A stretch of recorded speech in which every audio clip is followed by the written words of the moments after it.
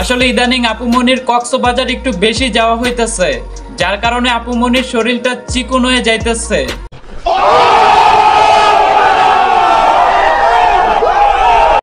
আমি কালো করতে পারি, কিন্তু বাবু তোমার মতো না। ভাই সবকিছু বুঝতে পারলাম, কিন্তু তুই এরকম মাইয়াগো মতো আহা আহা করতেছিস কেন? না মানে ভাই তুই কি গে নাকি?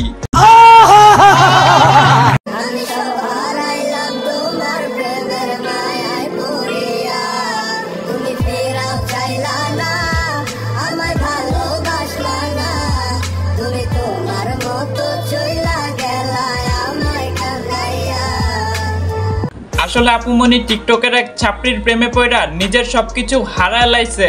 এই কারণে আপু মনি নিজের দুইটা কচি কচি ডাব দেখায় আর টিকটক ভিডিও করতেছে। শয়তানের বাচ্চা চরিত্রহীন। কোন ভাষা চাই? প্রত্যেকটা ভাষায় উত্তর দিয়ে দেব।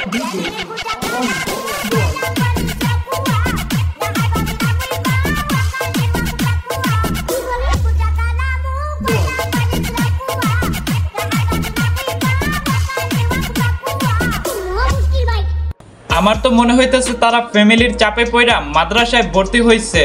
আসলে তাদের ইচ্ছা ছিল বড় হয়ে মডেল হইব, বড় বড় নায়িকা হইব, তারপরে নিজের দুইটা ডাব ঝুলায়া লাখ লাখ টাকা কামাইব। Oh my God! Wow!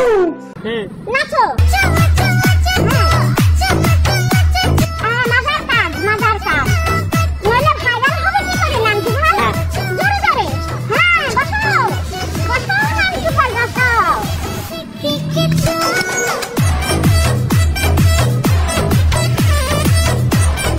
এই ভিডিওটা দেখার পর আমার মাথায় একটা কথাই আসছে, মুরব্বি মুরব্বি মুরব্বি মুরব্বি।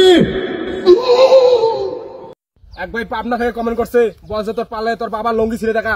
আরে ভাই আপনি তো লঙ্গি ছিঁড়তে বলছেন, আমার কাছে ব্যাপারে না। বাবা লঙ্গি তো ছিঁড়বো আমি, কোনো ব্যাপার না। আমার কাছে কোনো ব্যাপার না এগুলো, হচ্ছে আমার কাছে ওগুলো আছে না, লঙ্গি ছিঁড়ে কোনো ব্যাপার না। আরে এরা কারা? আমার কাছে কোনো ব্যাপার না লঙ্গি ছিঁড়া। লঙ্গি ছিঁড়বো। আমি একটা বিষয় বুঝি না, পাবনা মানসিক হসপিটালে কি সিটের অভাব পড়ছে যে এরকম পাগল ছাগল গুলারে রাস্তাঘাটে ছাইড়া দিছে পাগলামি করতে? মানে দেখতে আশ্চর্য। তোমার কথা ভেবে স্যাড স্টোরি দেব, এতটা ভাগ্যবান তুমি নয়। তোমার কপাল তুমি পড়ছো, তাই তোমার কথা ভাবাটাই সময়ের অপচয়। ভাইয়া ওই সময়টা অপচয় না কইরা ভাইয়া গাঞ্জিকা সেবন করব। আচ্ছা।